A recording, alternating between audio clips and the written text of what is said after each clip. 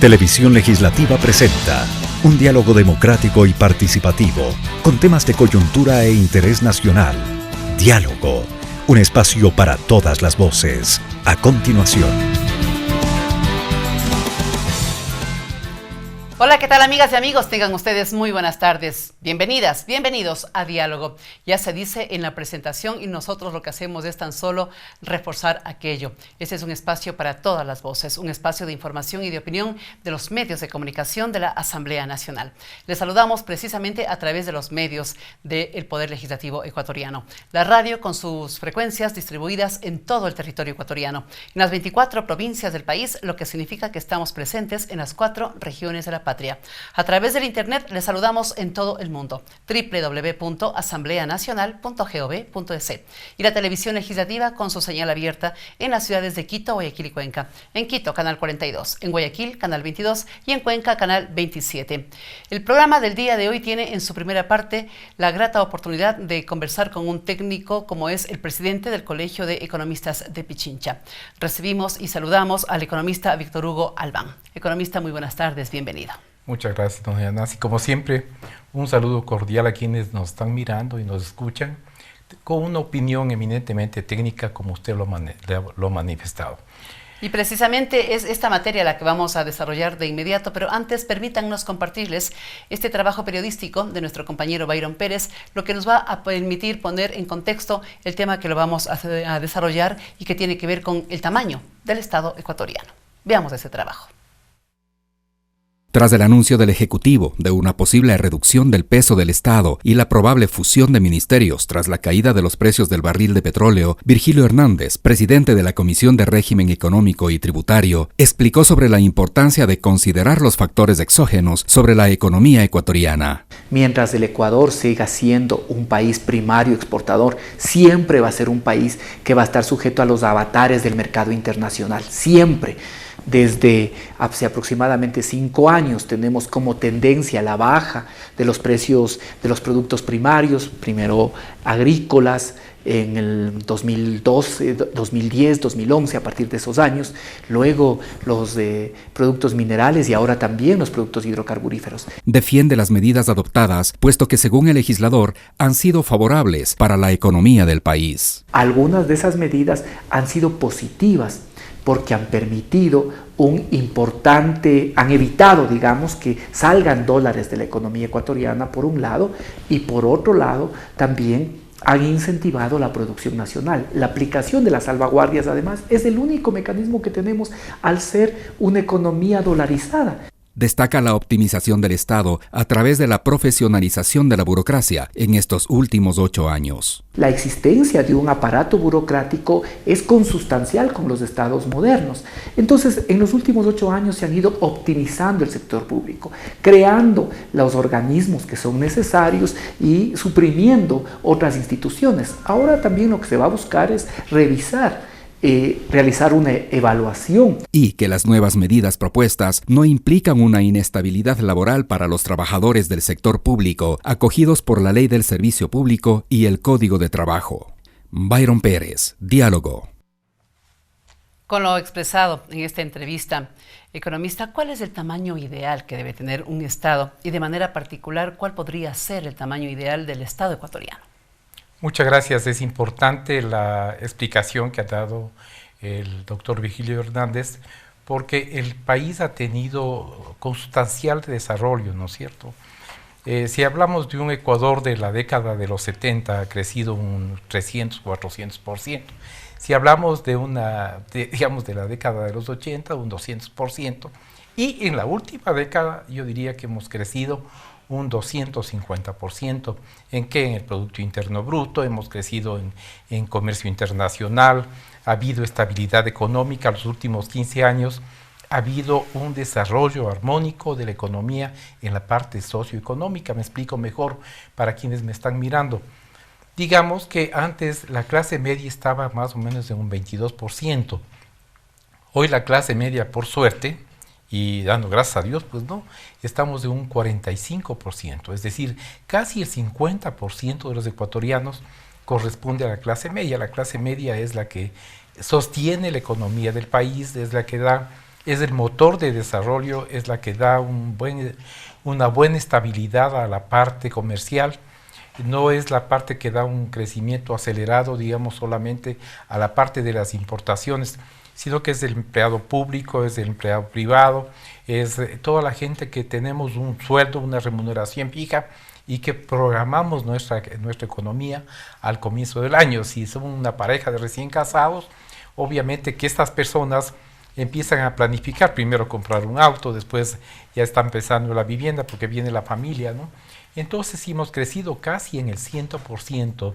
La clase media, creemos que el Estado ecuatoriano ha crecido sustancialmente en la parte socioeconómica. Ahora, hablar de una economía, digamos, de un tamaño ideal, sería hablar de una economía, todo el mundo va a relacionar con el porte que tiene el país, y no es así.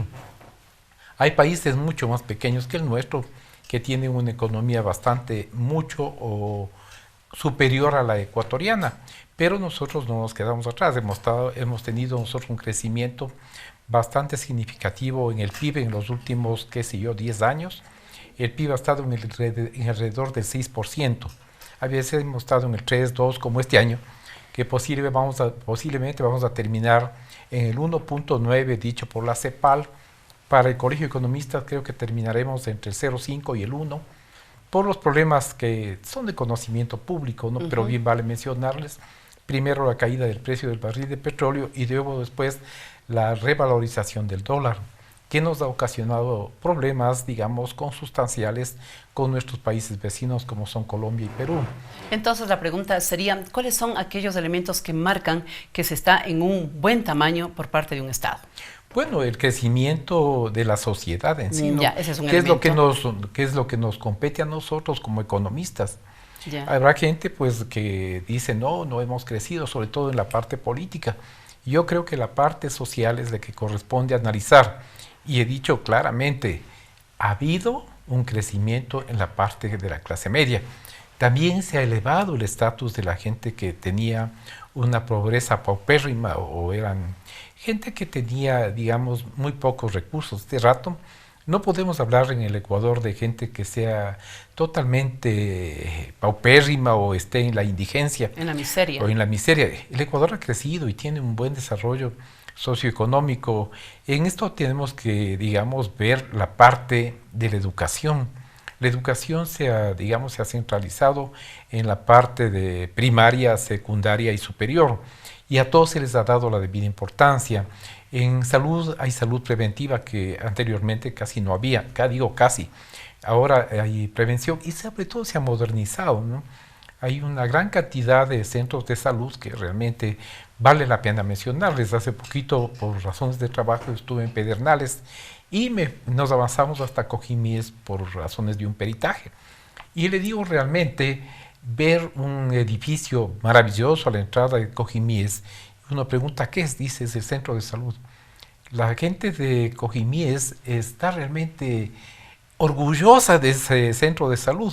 Nosotros por curiosidad entramos a ver, es totalmente moderno, con unas instalaciones dignas del ser humano, muy limpiecito todo, con buenos médicos, con buenas enfermeras.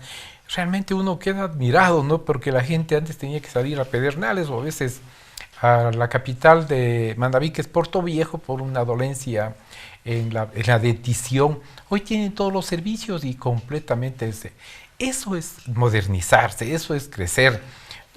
Nosotros no topamos la parte política ni mencionamos, pero sí creemos que el Ecuador en su tamaño, en las partes principales como son salud, educación y desarrollo en sí armónico, ha tenido un crecimiento. Y el porte, si antes digamos era un país del 60, 70%, hoy estaremos en un 90% en la parte socioeconómica, es decir, la gente está cumpliendo con sus aspiraciones y desarrollamiento armónico con la educación, la vialidad y sobre todo la salud.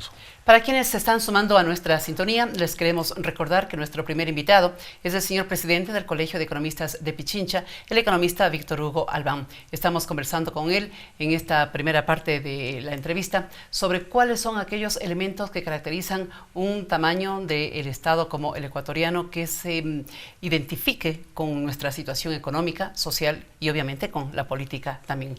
Nos ha dicho que mucho depende para fijar el tamaño del Estado, el nivel de crecimiento que se ha tenido en los últimos años. Ha ponderado cuánto se ha logrado a nivel medio. Entiendo que a nivel alto eso no entra ni a la discusión, pero en cuanto al nivel bajo todavía hay personas ecuatorianas, economistas, que viven con $1 y a veces hasta menos de $1 al día. Eso significa todavía que hay un Estado que debe atender esos requerimientos y con urgencia.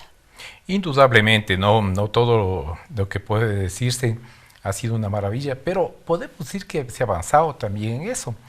Sin embargo, el Estado se ha preocupado, no hay un bono del desarrollo humano que ayuda mucho a la indigencia, digamos, del que no quiere, el que no puede, por razones de salud, por razones de edad, etcétera. Se acoge a este beneficio y, digamos, no es tan malo porque si son 2 o 3 personas en la familia, ya tienen para subsistir, ya tienen para vivir, ya tienen para las necesidades más elementales. Una cosa importante en cuanto, digamos, al crecimiento que ha tenido, que para muchos dicen que el sector público ha tenido un crecimiento demasiado acelerado. Pero yo hago la siguiente comparación que hemos estudiado en el Colegio de Economistas.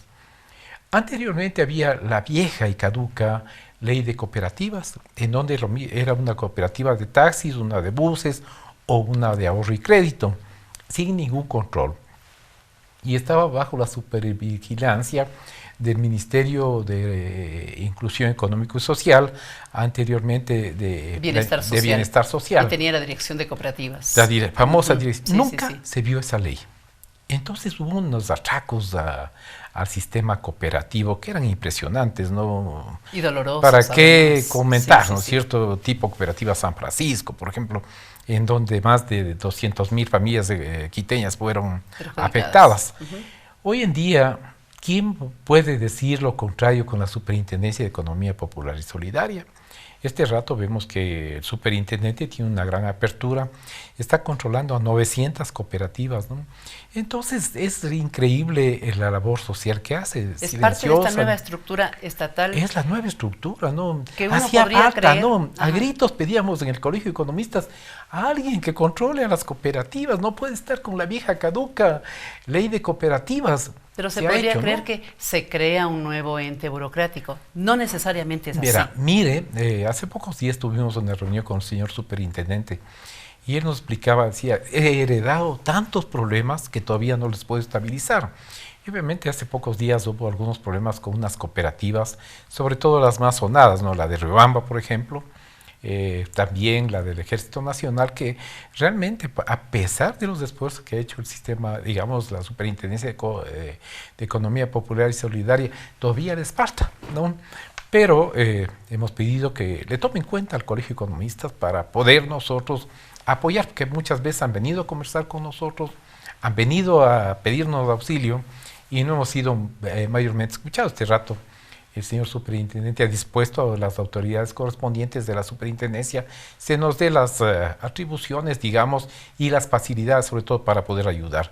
Esto es mejorar el sistema, esto es que la gente que tiene una pequeña cooperativa, ya sea rural, ya sea urbana, tenga confianza en el sistema.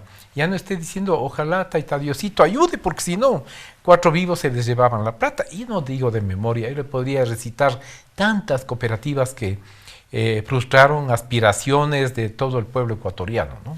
En las últimas semanas, a propósito del nuevo precio del barril de petróleo que ha ido hacia la baja, se ha barajado algunas opciones de reducir, se ha dicho, el tamaño del Estado, mediante la eliminación de algunas instancias y la fusión de algunos ministerios. Vamos a seguir con este tema luego de participarles a ustedes estos mensajes importantes por la radio y la televisión legislativa, al retornar con nuestro primer invitado, el señor presidente del Colegio de Economistas de Pichincha, Víctor Hugo Albán.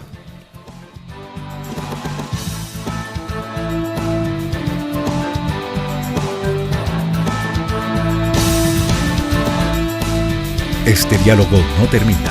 Luego de estos mensajes, continuaremos con los temas que interesan a la sociedad.